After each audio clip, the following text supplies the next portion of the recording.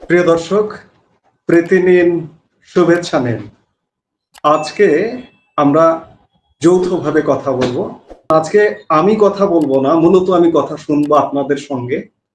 এই মুহূর্তে আমাদের এই কথা বলবার জন্য উপস্থিত আছেন। নমস্কার, আমি তরুণ ঘোষ। খেলা তো রীতিমতো জমে উঠেছে। আমাদের এপারে যেমন প্রস্তুতি হচ্ছে, ওপারেও শুনলাম প্রস্তুতি হচ্ছে। তো ওপারে প্রস্তুতি কে নিচ্ছেন একজন রিটায়ার্ড ব্রিগেডিয়ার জেনারেল আজমি। তিনি একটা খবর করেছেন যে প্রেস কনফারেন্স করেছেন জাতীয় প্রেস ক্লাবে, যে সেভেন সিস্টার দখলে নিয়ে আলাদা রাজ্য গঠন করবেন, না হলে ভারত ভাঙা না হলে তার শান্তি হবে না। আমরা তো আমন্ত্রণ জানাচ্ছি ভাই, আপনারা একবার আসেন, পদধূলি দেন একবার। ওখানে বসে প্রেস কনফারেন্স করে চিল্লিয়ে লাভ কি? তবে আধা ভারতবাসী কিন্তু বলছে ওই খতনার পর যেটা পড়ে থাকে বাকি অংশটুকু, সেই অংশটুকু কেটে যদি ফেলে দেয় এখানে, তারপরে যদি ফিরিয়ে দেয়, তাহলে পরে কিন্তু সমস্ত জীবন নষ্ট, সব নষ্ট। সুতরাং ওটাকে বাধা ফাধা দিয়ে আসবেন যারা এই সমস্ত স্বপ্ন দেখছেন। ফলে আমরা এই সমস্ত নিয়ে চিন্তিত নই, বরং বুঝতে পারছি যে ভয়টা খুব ভালো মতো ধরেছে। আর এসব করে কি হচ্ছে জানেন তো, যদিও বা একটুখানি দেরি ফেরি হতো, তাও আর দেরি ফেরি হবে না।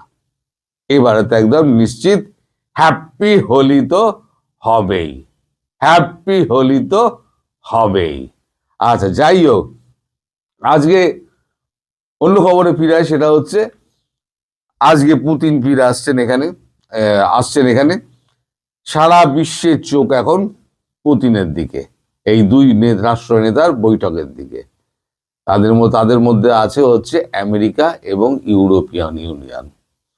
ইউরোপিয়ান ইউনিয়ন চাইছে যুদ্ধ বন্ধ করতে, রাশিয়াও চাইছে যুদ্ধ বন্ধ করতে, কিন্তু রাশিয়ার দাবি এবং ইউরোপিয়ান ইউনিয়নের দাবি আর ইউক্রেনের দাবি দুটোতে মিলছে না।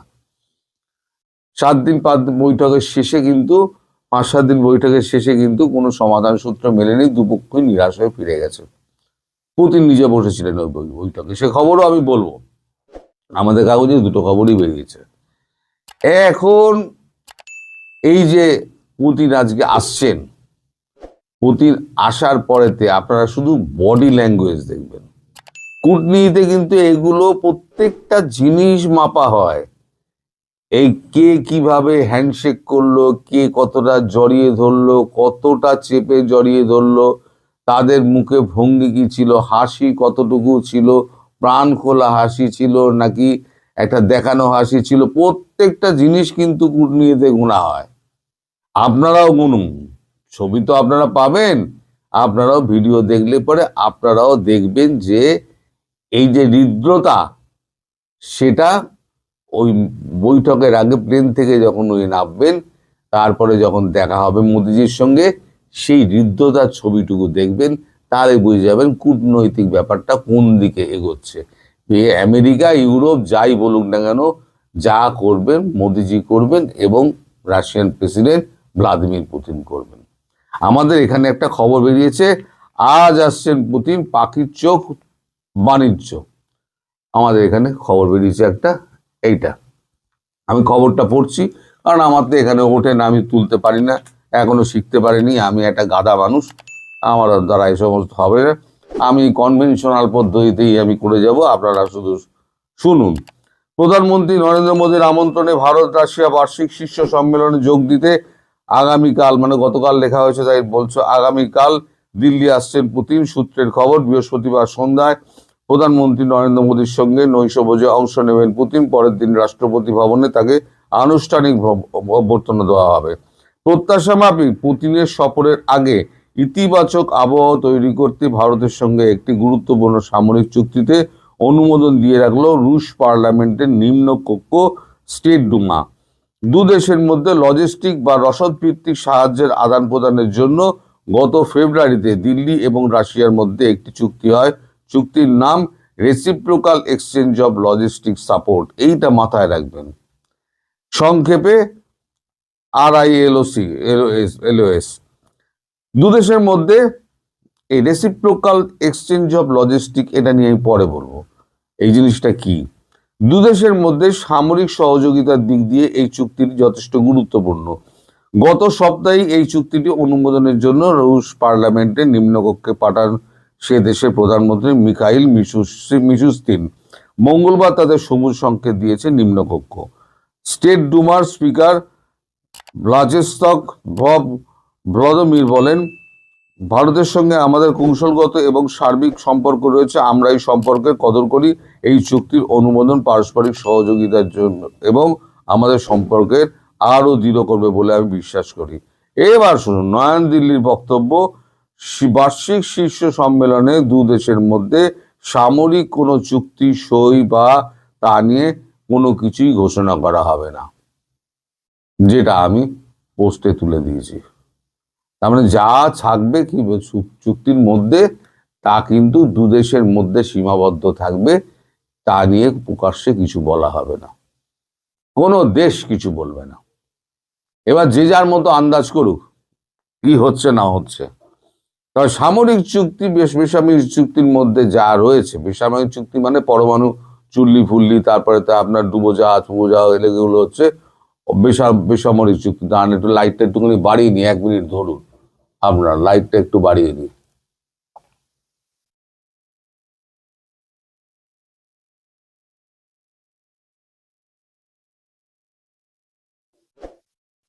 হ্যাঁ, তো সামরিক বেসামরিক চুক্তি যেগুলো আছে সেগুলো মধ্যে যেটা আছে একটা ছোট অংশ শুনতে পেলাম, সেটা হচ্ছে বাংলাদেশ ইস্যু।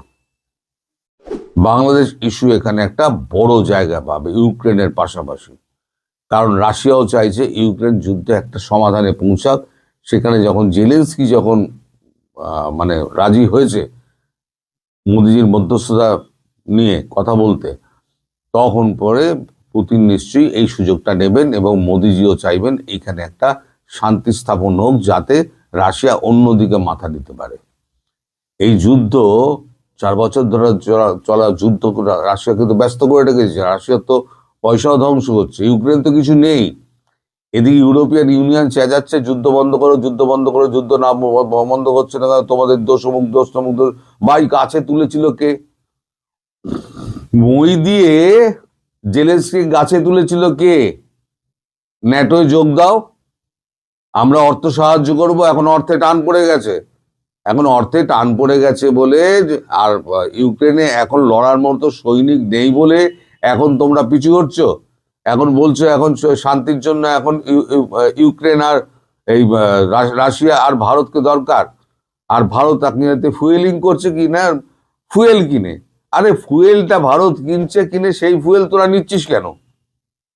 তোরা যদি না নিস, ইউরোপিয়ান ইউনিয়ন আমেরিকা যদি ফুয়েল না নেয়, তাহলে পরে ভারতের পর্যাপ্ত ফুয়েল যদি হয়ে যায়, ভারত আর কিনে কি করবে? কোটি কোটি ব্যারেল কি সে সংরক্ষণ করে রেখে দেবে?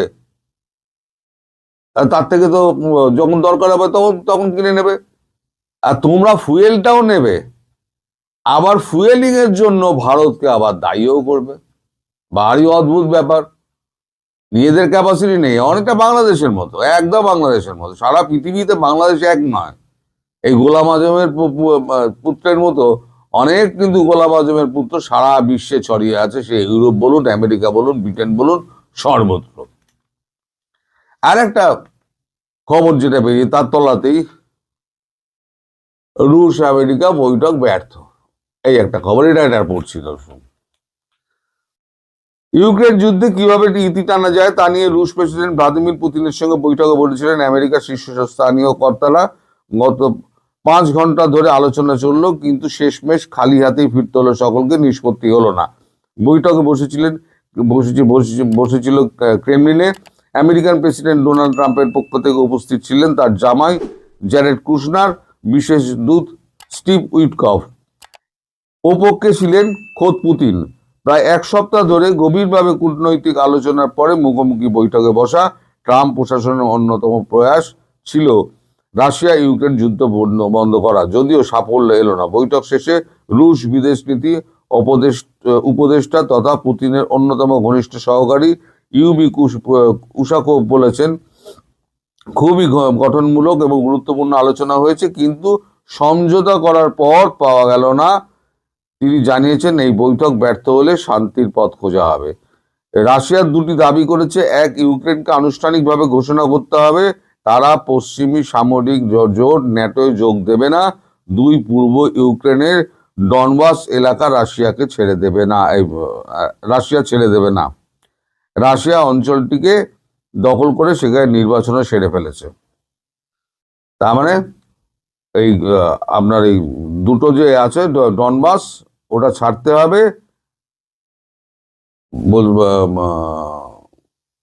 ছাড়বে না রাশিয়া বলছে। আর ইউক্রেনকে এই ন্যাটো থেকে সরে আসতে হবে।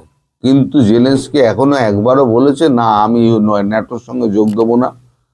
আমার ঘাড়ের কাছে এইরকম যদি গোলাম আজমি ছেলের মতো, এই যে ব্রিগেডিয়ার আজমি, সে যদি নিঃশ্বাস ফেলতে থাকে আমি 7 সিস্টার দখল করে নেব, তাহলে ভারতবর্ষ যেমন রিয়াক্ট করবে হ্যাপি দিওয়ালি করে, তেমন তো রাশিয়াও করবে। আপনার পাশের বাড়িতে হলে আপনিও করতেন, তার দোষ আপনি কাকে দেবেন? দোষ কাকে দেবেন আপনি? এখন এই নিয়ে চলছে চুলচেরা বিচার বিশ্লেষণ, এবং সমস্ত দোষ ভারতবর্ষের ঘাড়ে ঠেলে দিয়েছে ইউরোপিয়ান ইউনিয়ন এবং আমেরিকা, ব্রিটেন সব, যে ভারত ফুয়েলিং করছে। ভারত বলছে থোড়ি কেয়ার করি আমি, তোদের যা বলা তুই বলে যা, আমার যা যা করার আমি করে যাবো। আমি অস্ত্র চুক্তি আমার সঙ্গে যা যা হয়েছে আমেরিকার সঙ্গে হয়েছে, তোদের সঙ্গে কোনো অস্ত্র চুক্তি হয়নি। ফ্রান্সের সঙ্গে আমার আলাদা চুক্তি হয়েছে, রাফেল নিয়ে চুক্তি হয়েছে, জার্মানির সঙ্গে টেকনোলজি নিয়ে চুক্তি হয়েছে। তার চুক্তিগুলো বাতিল কর না, যদি ক্ষমতা থাকে চুক্তিগুলো বাতিল কর। ফ্রান্সের রাগ হচ্ছে, ম্যাক্রোর রাগ হচ্ছে যে SU-57 আমরা যেটা রাশিয়া থেকে নিচ্ছি, SU-57 তাদের কাছ থেকে রাফালের বদলে SU-57 নিচ্ছি কেন?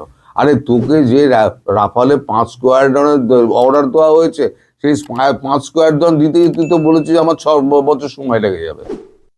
তাহলে ওই 6 বছরের জন্য কি আমি আবার বসে থাকবো? আমার আরো 5 স্কোয়াড্রন 10 স্কোয়াড্রন যদি আমার SU-57 লাগে, তাহলে তো আমি অন্য দেশের কাছে যাব যে তাদেরকে ভাগ করে দাও। তাছাড়া এত বছর ধরে আমরা রাশিয়ান সমস্ত অস্ত্র ব্যবহার করে এসেছি। 71 সালের পর থেকে আগে থেকে আমরা যখন বলছি আমেরিকা অস্ত্র দাও অস্ত্র দাও, আমাদের তো অস্ত্র দেন না আপনারা। তখন তো আর কেউ অস্ত্র দেয়নি, তখন তো বাধ্য হয়ে আমরা রাশিয়ার কাছ থেকে নিয়েছি। রাশিয়া হুবুর অস্ত্র দিয়েছে, সেই অস্ত্রের মেনটেনেন্স তো চাই। পার্টস গুলো পাবো কোথায়? মাল রাশিয়ার, পার্টস পাবো কোথায়? আমার রাশিয়ার কাছে যেতে হবে। সুতরাং এই সমস্ত অনেক ঝামেলা আছে। এই যারা এই গোলাম আজমের ছেলের মতো যারা এই সমস্ত বলে বেড়ায় না, তারা আসলটা ভাবে না যে আমার দোষ কতটা। এই যে বাংলাদেশ নিজেরা বিচার করেছে আমার দোষ কতটা। এই যে আপনারা বারবার বলেন না যে ভারত কেন সাহায্য পাঠাচ্ছে, আমি এতদিন আপনাদের বলিনি, আজকে বলি সাহায্য কেন পাঠাচ্ছিল। ইতিহাসে লেখা থাকবে, ধৈর্যশীল একটা দেশ, তার বিরুদ্ধে এত কিছু অপপ্রচার করা সত্ত্বেও সে কিন্তু সাহায্যের হাত বাড়িয়ে গিয়েছে। যখন একেবারে অপারগ হয়েছে তখন সে আক্রমণ করতে বাধ্য হয়েছে। যেমন পৃথিবীর কাছে মেসেজ গেল, তেমনি ইতিহাস যখন 50 বছর বাদে লেখা হবে যে বিশ্বযুদ্ধ স্বাধীনতার যুদ্ধের পর ভারত স্বাধীনতা এনে দিল, সেই যুদ্ধ করে পাকিস্তানের সঙ্গে, সেই পাকিস্তানের সঙ্গে যুদ্ধ করার স্বাধীনতা এনে দেওয়া দেশটাকে আবার আক্রমণ করলো কেন? যখন ইতিহাসটা যখন ঘাঁটা হবে না গুগলে, তখন এই সমস্ত কিছু লেখা থাকবে সেখানে। রিসার্চ যখন হবে তখন এগুলো সমস্ত লেখা থাকবে। ভারত এতদিন অব্দি 1.5 বছরের ওপর ধরে ভারত সাহায্য করে গেছে, যখন দেখেছে একেবারেই হবে না, আঙুল বেঁকাতে হবে। শেখ হাসিনা যেটা বলেছিলেন, সোজা আঙুলে ঘি উঠবে না, আঙুল বেঁকাতে হবে।